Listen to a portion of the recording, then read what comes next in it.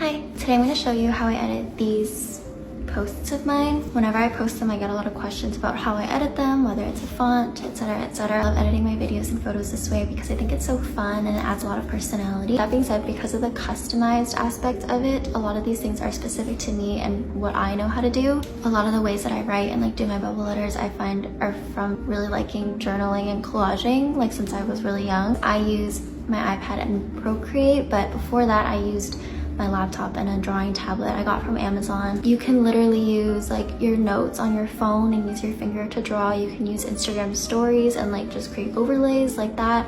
Pretty extensive tutorials on that on TikTok already. I'm a little less familiar with that, but this is all just to say you don't need an iPad and an Apple Pencil and Procreate if you don't already have it.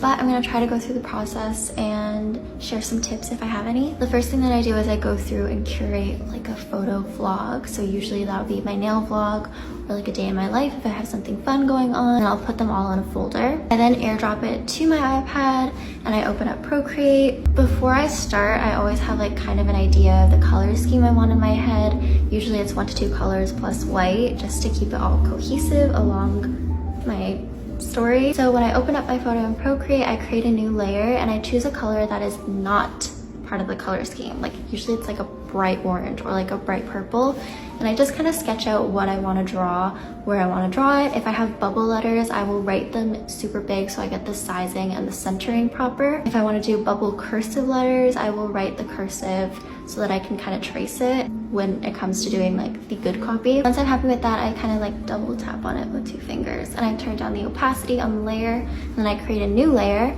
and that is where I do all of my good copy stuff. Usually I'll do the main stuff first just because I find it easier to adjust the smaller things around where the big stuff ends up being. For my big block letters, I use the pen called Tinderbox, and I'm not sure what size I use. Usually it depends on the quality of the photo and how big the letters actually end up being. It's kind of like a pencil/pencil crayon, kind of. Once I'm done with that, I decide whether I want to fill in the lettering, whether I want to make it a text box. Usually when I do a text box, I put a little stitching around it to make it look cleaner without having to add a full outline. Usually I'll just fill in the block letters with the color that I traced out the lettering in, or a secondary color from my color scheme, or I'll duplicate the layer and I will fill it and then turn down the opacity so that the outline is still bright but the inside is still see-through. Handwritten notes I feel I do and redo the most often. I never get it right on the first try. I will either use Tinderbox if I'm writing a lot and I want it to be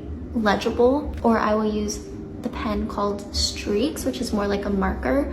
It's a bit thicker. I think I changed the stability and the flow of it. I'll insert a screenshot here, and it gives a messier handwritten vibe. And then basically you're done.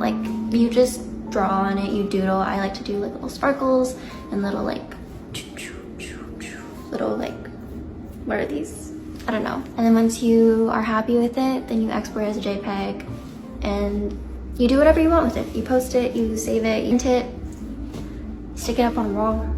I don't know, whatever you want to do. The most important thing for me is working in layers. Whenever I have components that are really close together, I try to separate them onto layers so that it makes it easier for me to erase without accidentally erasing something that I didn't mean to. For example, when I do text bubbles, I will do the text bubble plus the stitching on one layer, and then I will go on top of that layer, do my little sketch layer with my ugly color, and then in a separate layer I will do the good copy. And that's just so when I go to erase, if I make a mistake in my writing, I'm not erasing the text bubble behind it if I'm already happy with that. Bubble letters and my big bubble cursive letters will be in separate layers from my little handwriting because they will go on top of each other sometimes. For instance, where I use layers is to create drop shadows. Using layers like this also makes it super easy to isolate where you want to have it be more opaque versus transparent. And yeah, I think that's it.